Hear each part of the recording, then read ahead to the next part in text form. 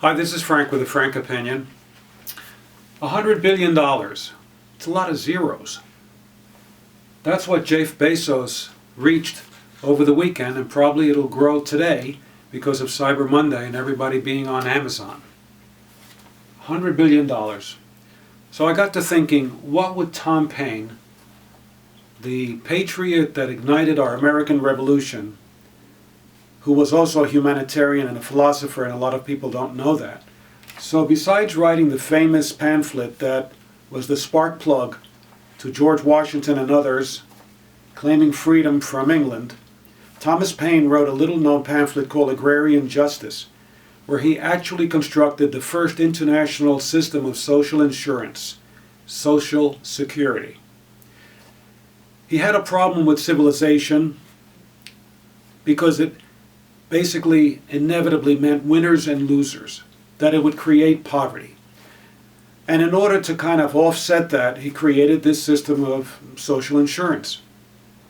He didn't have a personal problem with property being owned by individuals, because he thought that their cultivation of that property would benefit a wider range of individuals than their own family members and limited universe of people. And that the cultivation of property was in itself going to be inevitable. But he saw that there was a great, quote, evil attached to that, and that was monopoly. Tom Paine, Jeff Bezos, and I come to think of the estate tax. Both the House bill and the Senate bill do away with large portions of the estate tax. The House bill actually eliminates the estate tax. The Senate bill doubles the amount of the exemption to $11 million for individuals and $22 million for married couples. So here we have Tom Paine, who devised this system of Social Security, and what he said was, at the age of 21, everybody should get the same amount of money, rich or poor. He didn't like economic distinctions, so that they would have a leg up, so they would be given a boost at a key age, the age of maturity, which at that time was 21. And then he started lifetime payments, just like Social Security, at the age of 50. Not 62 or 65 or 67, but the age of 50, because people basically didn't live as long. So he actually created a system of Social Security way back in 1797. Well,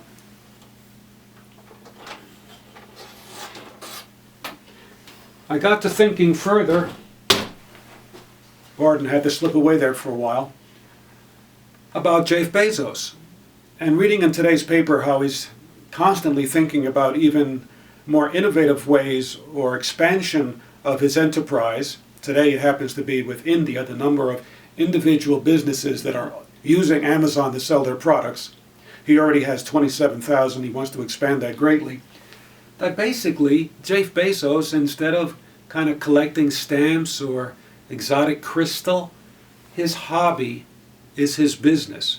He's constantly thinking. He wakes up in the morning. He's energized. He goes and works with staff to try to figure out how to make more money. If you don't think that monopoly,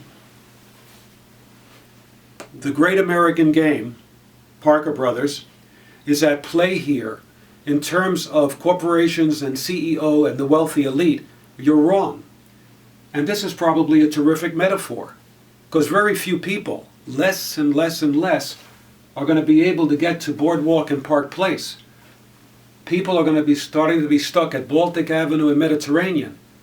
And the number of people that are going to be able to get into these other places that basically approximate levels of middle class are going to be less and less and less.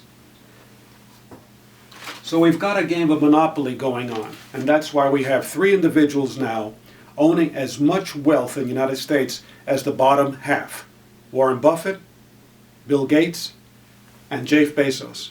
And by the way, if you have $100 billion and you put it into a money market fund earning 1%, what did you make at the end of the year? $1 billion.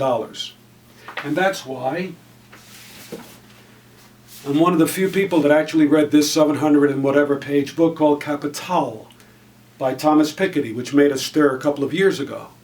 And that's because the United States right now is the clear winner in terms of wealth and income gap of any era in the history of the world. So, what are corporate and wealthy elite lawyers and lobbyists thinking about in their spare time? They're thinking about tax avoidance. That's what they're thinking about. Ways of sheltering money so that taxes don't have to be paid for the common good. And let me ask you this. As an American citizen, do you ever think about the fact that we are sending our American soldiers, men and women, into harm's way to get possibly maimed,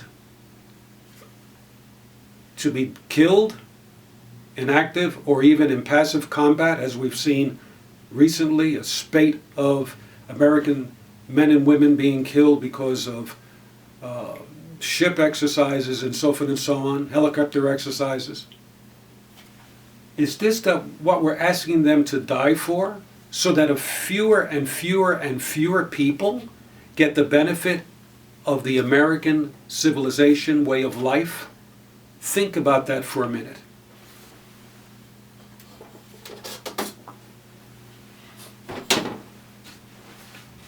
I'm asking each and every one of the folks that are looking at this particular video of mine to make every effort to kill the Republican tax bill.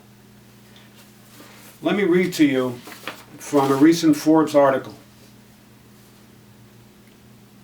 If it's enacted, the GOP tax cut not working its way through Congress will be the start of a decades-long economic policy disaster unlike any other that has occurred in American history. There's no economic justification whatsoever for a tax cut at this time. That's Forbes. This is not a left-leaning magazine. Do whatever you can, but at least make calls. Senators Murkowski, Collins, McCain, Corker, Flake, Langford, I think he's from Oklahoma, Moran, he's from Kansas. They seem to be having some problems with it. Tim Scott from South Carolina, the only African-American Republican senator. I put him down. Hopefully maybe the Congressional Black Caucus, somebody will tell Tim Scott, this is not the tax bill that you want to support. Rubio, there are a lot of Puerto Ricans going into Florida who tend to vote Democrat. Maybe it behooves him to begin to think about whether he's going to support this or not.